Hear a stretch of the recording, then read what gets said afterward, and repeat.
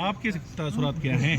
ہمیں جو اچھا آپ میرے سے پوچھیں جو میں لائر نہیں ہوں، ہاں مجھے تو یہ نہیں سمجھ آئی کہ جب ہم جیل میں تھے تو یہ ہمیں اتنی ٹھنڈ میں یہ پروسیکیوٹر صبح صبح پہنچ جاتے تھے اور پہلے کھڑے ہوتے تھے، ہمارے لائرس کو یہ اندر نہیں گھسنے دیتے تھے. یہ سلمان صفدر صاحب ہو گئے، تیمور صاحب، ان کو گیٹ کے باہر بند کر دیتے تھے، جیل کے اندر نہیں جا سکتے تھے. وہ باہر کھڑے ہوتے تھے، پروسیکیوٹر ماشاءاللہ صبح صبح جا کے پہلے چار کھڑے ہو جاتے تھے. اور آج دیکھیں جب ہم ہائی کورٹ آئے ہیں، جیل سے نکل کر جب پروسیکیوٹرز کو دنیا کا سامنا کرنا پڑا ہے، وہ بند جگہ سے نکل کر جہاں پہ یہ چپ کر کے کر رہے تھے اور ہمارے علاوہ کوئی دیکھنے والا نہیں تھا، آج ہی سنیں پروسیکیوٹر صاحب بیمار ہو گئے یا اللہ معاف کرے کسی کو ان کے رشتہ داروں میں کوئی فوتگی ہو گئی اور وہ پروسیکیوٹر یہاں نہیں آ رہے. وہاں پہ تو 11 بجے تک ہم سب کو بٹھایا تھا، جو فیملیز تھیں، لائرز ہمارے بیچارے تھک جاتے تھے. اور آج دیکھیں پروسیکیوٹر بھاگ گئے یہاں سے. کیونکہ دنیا کا سامنا کرنا پڑا ہے. انصاف دنیا آپ لوگ سب دیکھیں گے، وہاں تو آپ کوئی نہیں دیکھ سکتا تھا. وہاں تو ہم کہتے تھے آپ شاید ہمیں مانتے ہی نہ، آپ سمجھتے ہم بائسڈ ہیں. پروسیکیوٹر کا نہ ہونا کیا ڈیلیئنگ ٹیکٹس تھا؟ تو یہی سمجھ آ رہی، مجھے تو لگتا ہے بھاگ گئے ہیں، مجھے لگتا ہے واپس ہی نہیں آنا انہوں نے. اب ہم دعا کرتے ہیں. اب دیکھیں اب یہ بھی دن آنا تھا جب ہم دعا کریں کہ پروسیکیوٹر صاحب آ جائیں واپس. اب ہم دعائیں کریں گے ان کے لیے اور ان کا پیٹ خراب نہ ہو جائے. اچھا میم یہ بتائیے گا کہ یہ جو میاں گل حسن اورنگزیب صاحب اور ان کی عدالت ہے، ان سے منگل کو آپ توقع رکھ رہے ہیں کہ انشاءاللہ آپ لوگوں کو انصاف مل جائے گا؟ دیکھیں ایک جیل سے نکل کے اگر کیس باہر آ گیا نا، ہمیں یہ خوشی ہے کہ آپ لوگ سب دیکھ سکیں گے. ہمیں یہی مشکل تھی کہ جیل میں تھوڑے سے وہ گنے چنے لوگوں کو بٹھا دیتے تھے اور وہ بھی جب باہر نکلتے تو ان کو کہا گیا تھا آپ اس کے اوپر بات نہیں کر سکتے ٹھیک سے.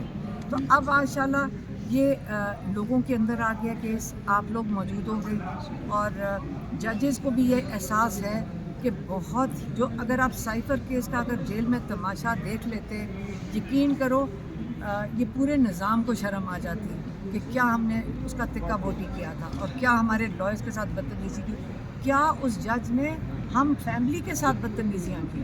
ہم کوئی مطلب ہمیں جس طرح ہمارے ساتھ انہوں نے دھمکیاں دی اور بدتمیزیاں کی، ہم سوال کیا پوچھ لیا ہم نے ان سے. تو یہ خواتین کے ساتھ انہوں نے بدتمیزیاں کی. تو اگر ٹھیک ہے ہم نے سب نے برداشت کر لیا، لیکن اب آپ کے سامنے ہوگا کیس اور ہم امید رکھتے ہیں کہ ہمارے جو جج صاحبان ہائی کورٹ ہے یہ ریلیف دینی چاہیے. اول تو پھر سے میں کہنے لگی ہوں کیس ہونا ہی نہیں چاہیے تھا. میں کہتی ہوں جوڈیشری پوری کو شرم آ رہی ہے کہ کس قسم کا کیس بنایا گیا ہے اور اس سے ریلیف تو انشاءاللہ ملے گا. جس طرح جیل میں آپ لوگوں کے وکیل نہ ہونے کے باوجود بھی جو ہے نا اجلت میں فیصلہ سنا دیا گیا، آج پروسیکیوٹر نہیں تھا. نہیں وہاں پہ وکیل موجود تھے. یہ جو ذوالقرنین ہے جج، اس نے پتہ ہی نہیں چلا، ایک ساتھ والے کمرے میں عدالت لگا لی اور آگے پتہ چلا کہ وہ کہتے ہیں جی شاہ محمود صاحب، عمران خان صاحب آپ ذرا ادھر آ جائیں، یہاں توشہ خانہ چل رہا ہے. اور چپ کر کے کیس شروع کر دیا. لائرز کو اس سے نہیں پتا تو اس نے کہا تم لائرز کو تو میں نے باہر نکال دیا. پروسیکیوشن کے 2 بندے ادھر کھڑے کیے اور کیس شروع کر دیا. اور ہمارے لائرز کو جج صاحب نے بولنے ہی نہیں دیا تھا اس چھوٹی سی کسی کمرے میں گھس کے، اور رات تک فیصلہ اس نے سنانا تھا. تو یہ دیکھیں جو کچھ ہو گیا نا، اللہ تعالیٰ ان کو، میں ابھی بھی کہتی ہوں پتہ نہیں ان پہ کیا پریشرز تھے، اللہ ان کو معاف کرے کہ انہوں نے جو ظلم کیا اور جو بے انصافی کی، اللہ ان کو معاف کرے. میں یہی کہہ سکتی ہوں، کیونکہ نہیں تو یہ بوجھ کیسے وہ لے کر آگے چلے گئے، کیسے ان کی خاندان اس چیز کو یاد رکھیں گے. خان صاحب جلد واپس آ رہے ہیں؟ دیکھیں میں نے پھر سے کہتی ہوں کہ ان کو جیل میں کسی کو ہونا ہی نہیں چاہیے تھا.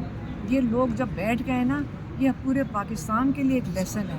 پورے پاکستان کے لیے جس مقصد کے لیے ان کو بٹھایا گیا تھا، ڈرا دھمکا کے ملک چھوڑ کے چلے جاؤ، جب وہ بیٹھ گئے ہیں وہ اپنے لیے نہیں بیٹھے، وہ پاکستان کے لیے بیٹھے ہوئے.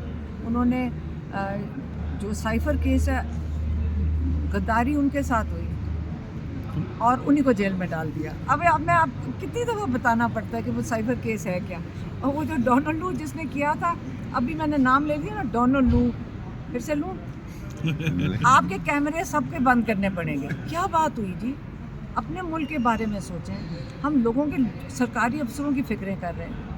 اس کے اوپر کیس ہوگا، اس کے ساتھ جو اس کا اس کا اندر حصہ ہے ان کا کیس ہونا چاہیے. باجوہ صاحب کو آگے وٹنس پیش ہونا چاہیے کہ آپ نے ان لوگوں کو 6 مہینے جو قید دی ہے وہ کس لیے دی ہے اور یہ کیس چلایا کیوں ہے. پاکستان میں خان صاحب اگر باہر انشاءاللہ آتے ہیں تو اپنی لڑائی پارلیمنٹ میں لڑیں گے یا سڑکوں پہ لڑیں گے؟ خان صاحب اگر باہر آتے ہیں وہ لڑائی تو کبھی لڑی نہیں ہے انہوں نے.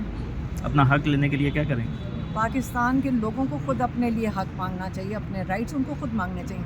آپ کو مسئلہ میں بتاتی ہوں, آئی ایم ایف کا لیٹر عمران خان نے کیا کہا, ہم نے بھی سنا ہے, میں جو وہ بتا رہی ہوں جو ہم نے سنا ہے.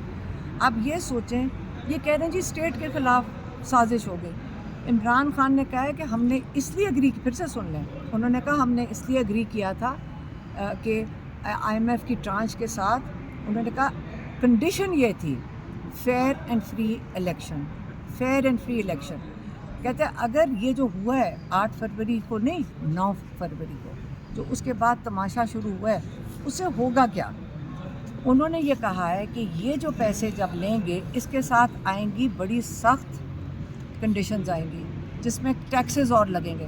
تو ایک ایسی حکومت آپ کو پتہ ہے 16 سیٹوں کی ہے جن کو آپ نے چوروں کو اوپر بٹھا دیا ہے, تو وہ لوگ کیا کریں گے. پورا پاکستان ان کو مان نہیں رہا, لوگ ان کو مان نہیں رہے.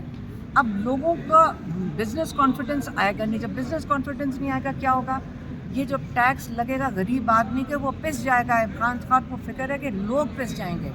تو اس لیے فیئر اینڈ فری الیکشن کی اگر کنڈیشن نہیں میٹ ہو رہی تو یہ الیکشن ہمیں جب تک مینڈیٹ ان کا کام ہے اس کی انویسٹیگیشن کریں, اور جو مینڈیٹ ہے سب کو پتہ ہے کیا مینڈیٹ ہے, وہ واپس آنا چاہیے. Thank you.